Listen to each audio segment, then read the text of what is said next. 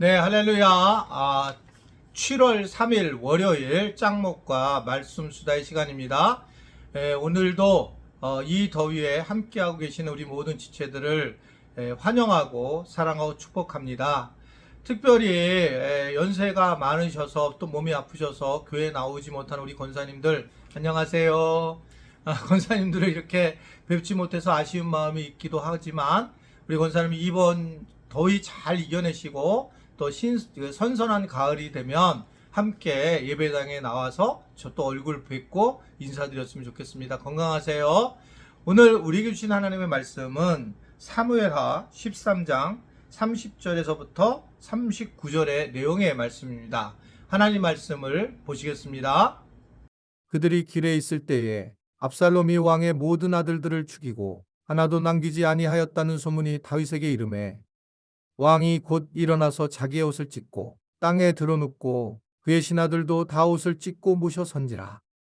다윗의 형 시므아의 아들 요나답이 아뢰어 이르되 내 주여 젊은 왕자들이 다 죽임을 당한 줄로 생각하지 마옵소서. 오직 암논만 죽었으리이다. 그가 압살롬의 누이 다말을 욕되게 한 날부터 압살롬이 결심한 것이니이다. 그러하온즉 내 주 왕이여 왕자들이 다 죽은 줄로 생각하여 상심하지 마옵소서. 오직 암논만 죽었으리이다 하니라. 이에 압살롬은 도망하니라. 하수하는 청년이 눈을 들어보니 보아라 뒷산 언덕길로 여러 사람이 오는도다. 요나답이 왕께 아뢰되 보소서 왕자들이 오나이다. 당신의 종이 말한 대로 되었나이다 하고 말을 마치자 왕자들이 이르러 소리를 높여 통곡하니 왕과 그의 모든 신하들도 심히 통곡하니라. 압살롬은 도망하여 구슬 왕 암미울의 아들 달메에게로 갔고 다윗은 날마다 그의 아들로 말미암아 슬퍼하니라. 압살롬이 도망하여 구슬로 가서 거기에 산지 3년이라. 다윗 왕의 마음이 압살롬을 향하여 간절하니 암논은 이미 죽었으므로 왕이 위로를 받았음이더라. 네, 오늘 말씀은 이 다윗의 아들인 압살롬이 이제 그 자기의 누이 동생이었던 이 다말을 암논이 이제 범한 것을 알고 그 암논은 이제 죽이게 되는 상황이 됩니다.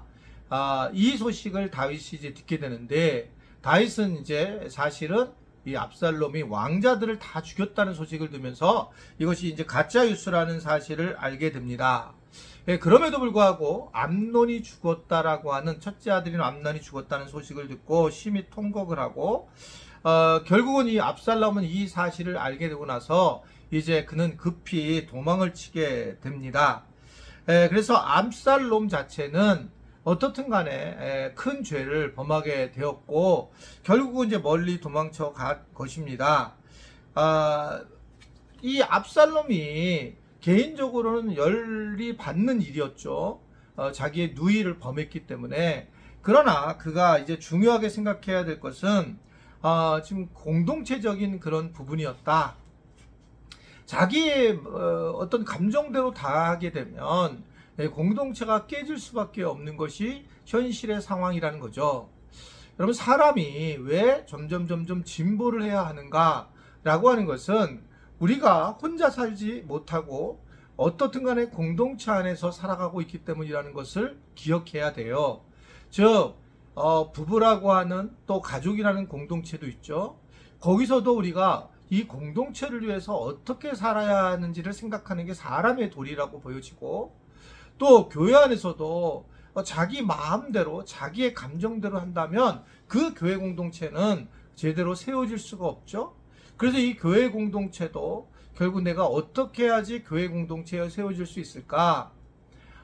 그러니까 이제 뭐 무엇보다도 내가 공동체 전체적으로 어떤 이렇게 분위기 역할을 하고 또 어떻게 해야지만 공동체가 큰 문제가 안 일어날까라는 걸 생각한다는 거죠.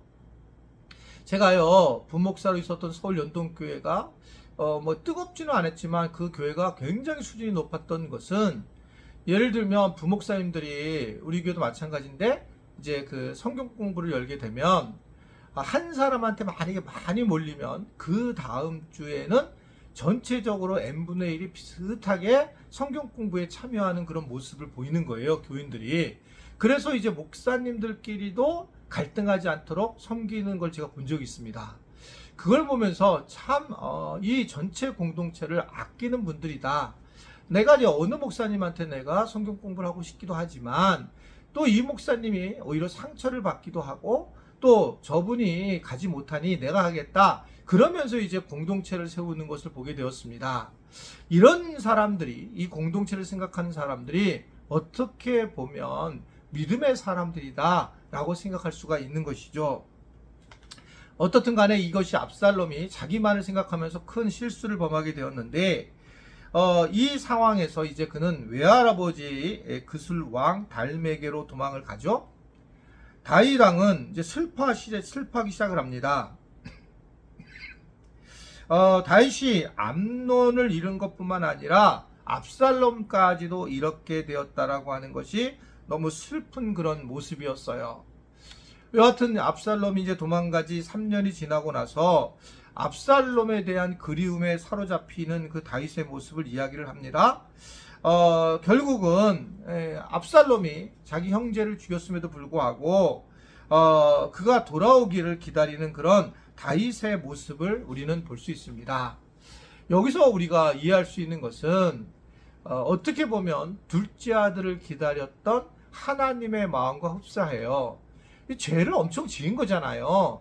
자기 형을 죽였는데 그래서 3년이 지나고 어느 정도 지나자 이 다윗이 압살롬을 기다리는 이 모습은 마치 죄를 범하고 아버지를 떠난 돌아온 탕자를 기다리는 하나님의 마음을 우리가 함께 볼 수 있다라고 하는 것을 생각하게 됩니다. 하나님이 우리가 아무리 큰 죄를 져도 가장 중요한 것은 하나님이 우리를 기다리고 계신다라고 하는 겁니다. 여전히 우리에게 은혜를 주시려고 하고 여전히 우리를 사랑하려고 하시는 그 아버지의 모습을 보여주는 거죠. 이제 지난번에 우리가 춤을 추었지만 그 아버지가 잔치를 하면서 아들이 왔을 때에 춤을 추는 그러한 하나님의 모습을 보여주고 있는 거잖아요. 그런 모습을 볼 때에 사실은 이 압살롬을 기다리고 있는 이 다윗의 마음은 우리를 기다리는 하나님 아버지의 마음이라 이렇게 볼 수가 있습니다. 하나님은 숨어 계시는 게 아니라 우리를 기다리고 계신다. 이걸 기억하셔야 돼요. 그래서 내가 조금만 나가도 그 하나님 아버지를 만날 수가 있는 거고 우리는 하나님 아버지를 쉽게 만남으로 깊은 교제를 할 수 있다는 것이 성경에서 이해하는 말씀이에요. 하나님은 숨어 있는 분이 아니고 하나님은 늘 우리 곁에서 우리를 돌봐주시고 우리를 위해서 계속 계시하시는 분이시다 라고 하는 것들을 말씀을 통해서 우리는 이해할 수 있습니다. 지금 어떻게 신앙생활 하시는지는 모르겠지만 하나님이 나를 기다리고 계시는구나. 숨어서 나를 기다리시고 스스로 우리가 돌아오기를 기다리시는 분이시구나 라고 그렇게 우리가 분명히 알아야 되는 겁니다.